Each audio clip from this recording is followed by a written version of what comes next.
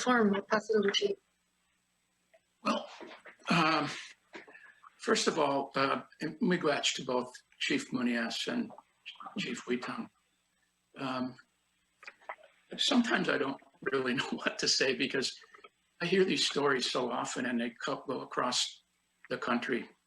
And I'm not going to say a lot, but there's a backgrounder that I don't know if you have, but it will be posted. And both the law firms, I'm now a lawyer with Olpheus Clear Townsend, and we've partnered with McCarthy Tetro to initiate and bring this class action. And part of it is, it's just what you've been hearing. And I heard Minister Miller and his comments, and I believe he's probably genuine and sincere in what he says. But that's not always true. It's not always just what the minister says, as everybody knows. It sometimes leaks through the administration, and quite often, and most of the time, it is the problem with the administration of this and what happens through the administration, and the control just seems to disappear for any First Nation that has anything to say about this.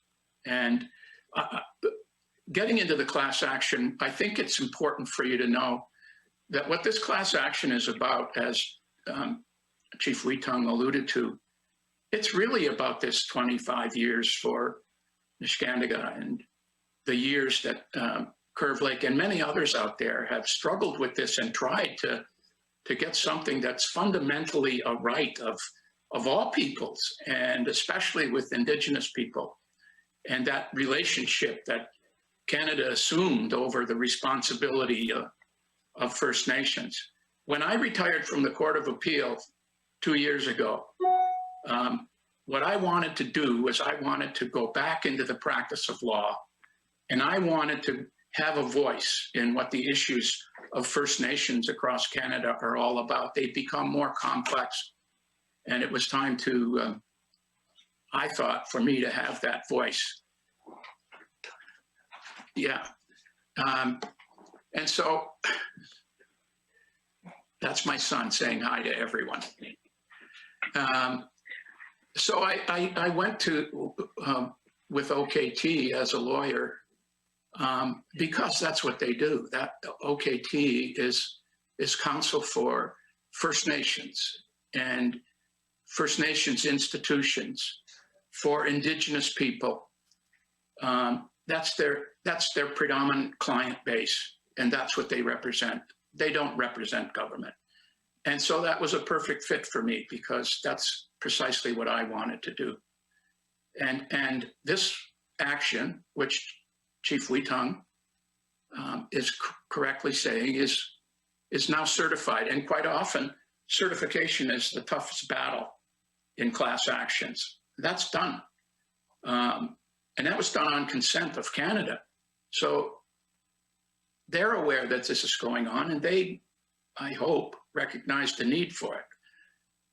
And so what I'm trying to say now is that this class action wants, as Chief Munias talked about, all the trauma, all the difficulties that people have had through 25 years. And they've suffered as a result of that. We want that compensated for. That's what this class action is about. We want that remedied. We want, your communities have suffered over this. We want those communities, separate from the individuals that reside there, to be compensated for what these 25 years or longer, since 1995, has caused these Indigenous communities. And my Indigenous community might even be one of them. We're now going back through the records, and I remember times when we didn't have water on my reserve. So they may be part of this, and I hope they are, if they were part of that ignoring of First Nations that has gone on. So we want compensation for that. We want for the past, for the individuals, for the current, and the problems that are arising in communities, so that they can deal with the infrastructure and get that remedied and into the future. But the most important thing, I think, is that what we're looking for, and you heard Minister Miller, he talks about, as I said, the sincere efforts that he believes is being undertaken by Indigenous Affairs Canada. Well, that may be true, but this is a fragile government. And I mean, we could have an election at any time and a different government might come in. And all of his commitments may mean nothing to that new government.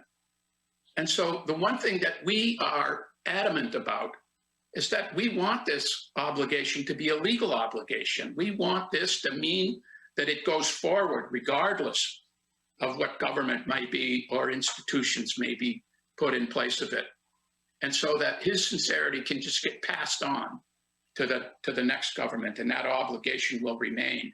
So that's really, I think, the important part of what we're talking about. This obligation isn't one of, I'm doing this out of the goodness of my heart on the part of Canada and the government of Canada, but that it's an obligation, a legal obligation to do this into the future, which we sincerely believe it is. And I think all of you believe it is as well.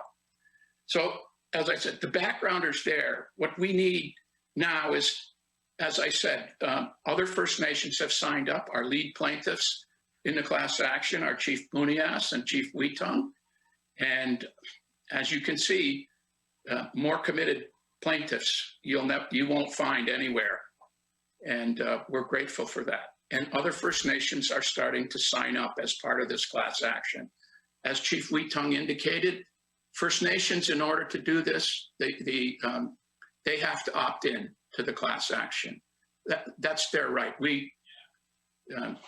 The self-determination of First Nations people means that they get to choose whether or not they want to be part of this. So we're hoping that you'll do that. What's required is simply a BCR and then contact and subsequently a retainer. And that costs nothing. Expenses to a First Nation or anybody else in this doesn't happen until the end, and you don't pay. That gets carved out in the settlement, so you don't have to worry about it costing people throughout this litigation. And it's an issue that First Nations needn't worry about. The second part of it is for individuals, and Chief Munias talked about this a great deal when he talked about his own children and members of the First Nation.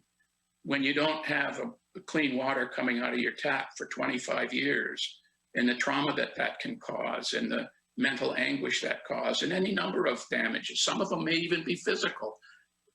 I don't know what 25 years of a water advisory means. I don't know how much it hurts, but it's got to hurt some, and it's got to hurt physically, and it's got to hurt emotionally, as Chief Munias said.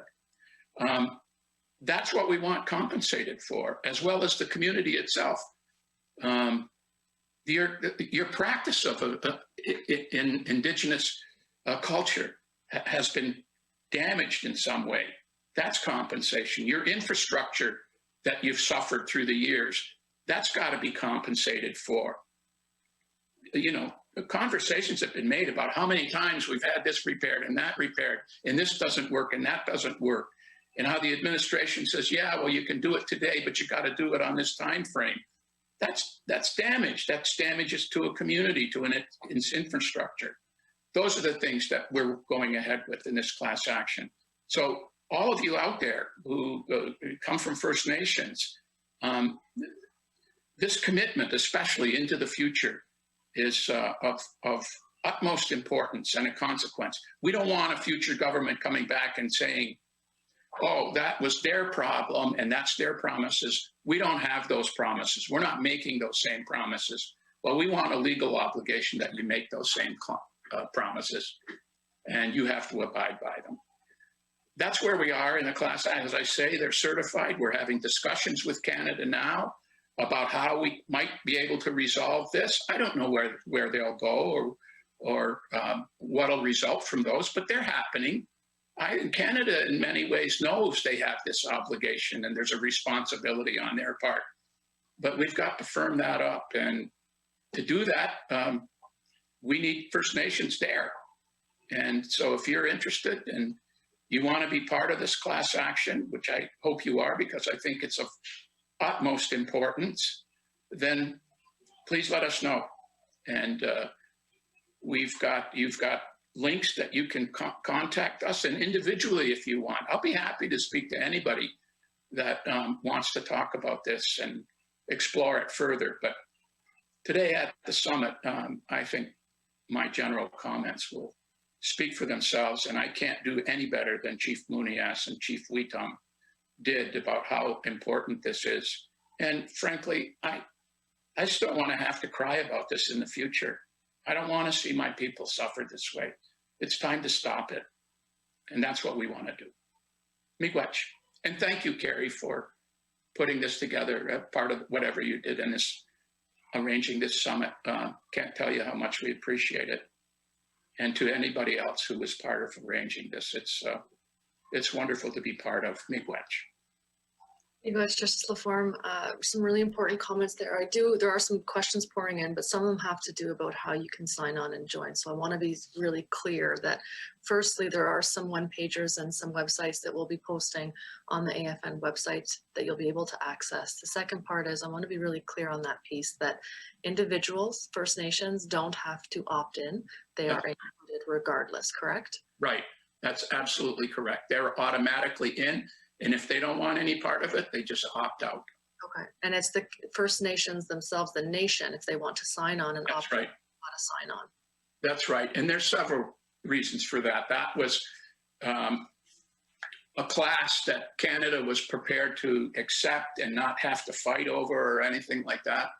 And so, and that's quite correct in my view, because you know, I recognize the independence and the self-determination and indeed the sovereignty of First Nations. And I don't think it's for us to tell them what to get involved with or anything like that. So it's theirs to decide.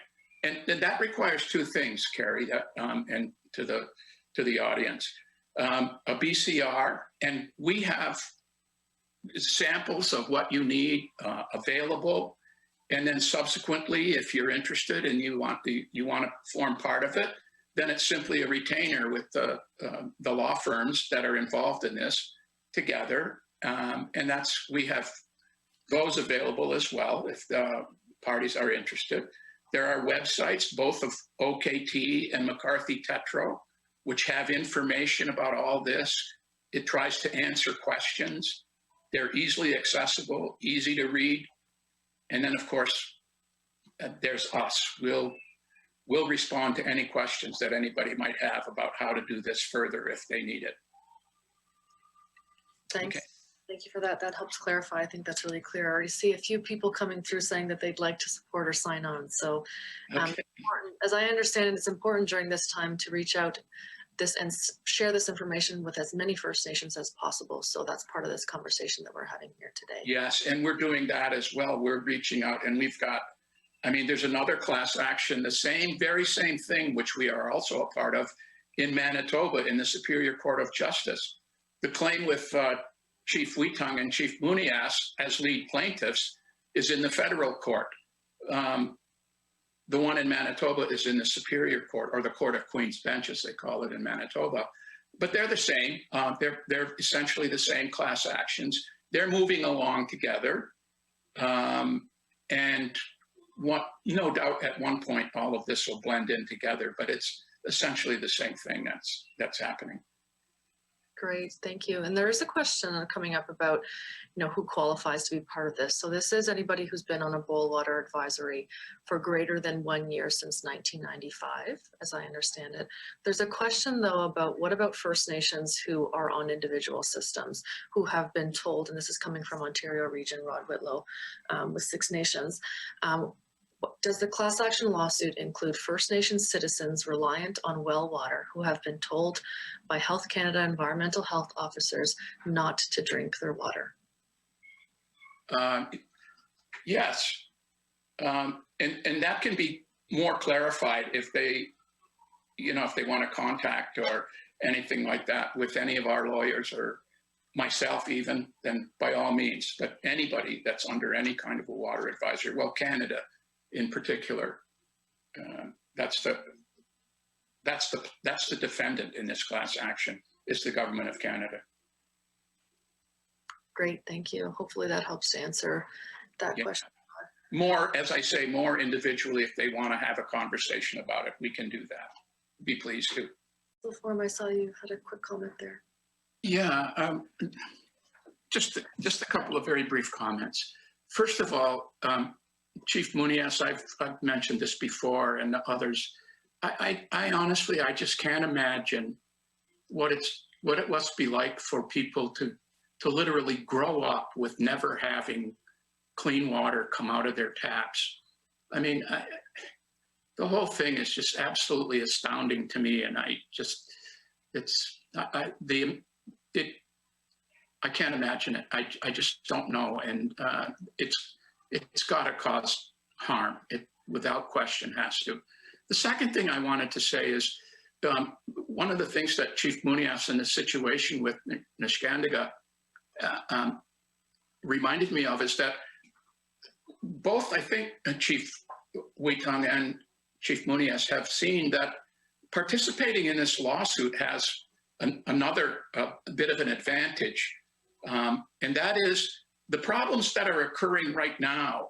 I think Canada is more in tune with. I mean, they're more responsive to what these issues are, and we are able to address some of those with a little more priority than it's almost like, unfortunately, this squeaky wheel getting the grease. But at the same time, you know, some of these issues are current and they're going on, as Neskantaga can illustrate and sadly illustrate. And it seems as though that this class action has brought this. We're dealing with the Department of Justice, so they go right to the source and want to resolve this as we go along. And the other part of that is, I should say, being part of this class action does not impair what First Nations, and in fact, it can enhance it, what First Nations are already engaged in with discussions with Canada about resolutions to some of their water issues. This will not curtail that in any way, shape, or form. It's separate and apart from that. I just wanted the audience to know that. Miigwech.